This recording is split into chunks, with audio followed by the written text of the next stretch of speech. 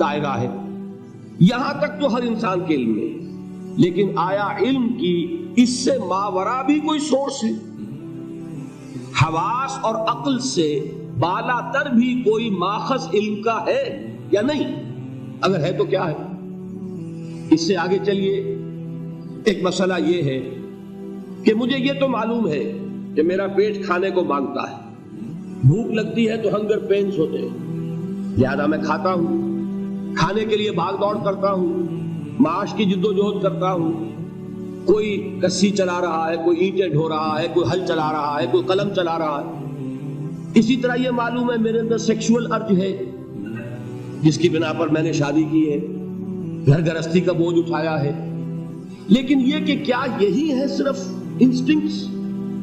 کیا حیوانی داعیات کے علاوہ کوئی اور ایسا بھی ہمارا داعیہ ہے کہ جس کی بنا پر ہم ممیز ہو جائیں حیوانات سے؟ بھوک تو حیوان کو بھی لگتی ہے، سیکشول ارج اس میں بھی ہے، کوئی رین بسیرا اسے بھی چاہیے، لومڑی کو بھٹ چاہیے، پرندے کو گھونسلہ چاہیے۔ اگر تو یہی تک ہے ہمارے محرکات عمل تو ہمارے اور حیوان کے درمیان کوئی فرق نہیں، لیکن اگر اس کے علاوہ بھی کوئی محرک عمل ہمارا ہے جو ہمیں حیوان سے ممیز کرتا ہو تو وہ کیا ہے؟ اب یہ بیسک کوسچنز ہیں، اور میں آپ کو یہ بتاؤں جن حضرات نے فلسفے کا مطالعہ کیا ہے وہ تو میری بات کو سمجھ بھی رہے ہیں اور جان رہے ہیں کہ میں نے جو گروپ کیا ہے کوسچنز کو، یہ فلسفے کی مختلف شاخیں ہیں۔ ایک زمانے میں فلسفہ ایک علم تھا، آج فلسفے کی برانچز ہو چکی ہیں۔ ایک میٹا فزکس ہے، میٹا فزکس طے کرتی ہے کائنات کی حقیقت کو۔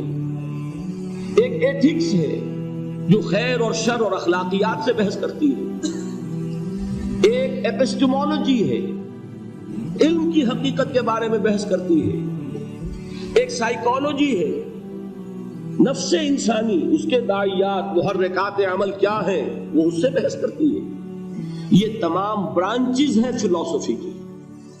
یہ سارے کوسچن جو ہیں، اب ان کو جان لیجئے، دنیا میں ہمیشہ جو بات میں نے پہلے کہی تھی، ایسے لوگ موجود رہے ہیں کہ انہوں نے جس معاشرے میں آنکھ کھولی، انہوں نے ان سوالوں کے جو جوابات اس معاشرے میں تسلیم کیے جاتے تھے انہیں تقلیدی ذہن کے ساتھ تسلیم نہیں کیا، بلکہ غور و فکر، سوچ بچار۔ They wanted to know the truth for themselves۔ ہمیں خود معلوم ہونا چاہیے حقیقت کیا ہے۔ میں کیسے مان لوں؟ یہ کہہ رہا ہے کائنات خود بخود بن گئی، فلاں کہہ رہا ہے نہیں کائنات کا پیدا کرنے والا ایک خدا ہے، تیسرا کہتا ہے 100 خدا ہے، چوتھا کہتا کوئی خدا خدا نہیں ہے۔ تو میں کیسے مانوں، کس کی بات مانوں؟ مجھے خود جو ہے اپنی عقل سے، اپنے سوچ سے، اپنے غور و فکر سے ان کے جوابات تلاش کر دیں۔ یہ جو لوگ ہیں انہیں آپ کہتے ہیں فلاسفہ، فلسفی، حکماء، دی وائز پیپل۔ کنفیوشس کون تھا؟ انہی سوالات کے بارے میں غور کرنے والا۔ تاؤ کون تھا؟ فلسفی۔ گوتم بدھ کی مثال میں کل دے چکا ہوں کہ آپ کو معلوم ہے کہ اس کے اندر سرچ فار ٹروتھ، حقیقت کی تلاش کا داعیہ کتنا شدید ہوا۔ 30 برس کی عمر، پرائم آف دی یوتھ، ایک انسان کی جوانی کا یوں سمجھیے کہ وہ زور کا اور شدت کا دور ہے۔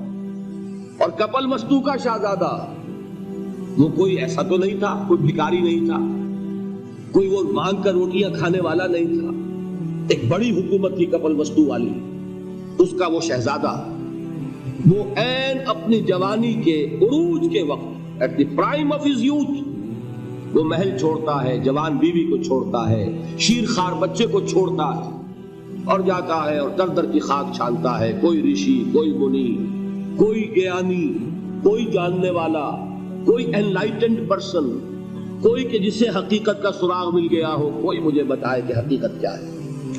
یہ میں نہیں کہتا کہ اسے کیا ملا کیا نہیں ملا، اور جو کچھ آج گوتم بدھ کی طرف منسوب کیا جا رہا ہے وہ صحیح نسبت ہے اس کی یا غلط ہے۔ میں صرف مثال دے رہا ہوں کہ آپ سوچئے کہ یہ urge, the search for truth, the search for real knowledge, وہ کتنی شدید ہے کہ جب پیدا ہو جاتی ہے انسان کے اندر تو اسے کسی چیز سے کوئی دلچسپی نہیں رہتی۔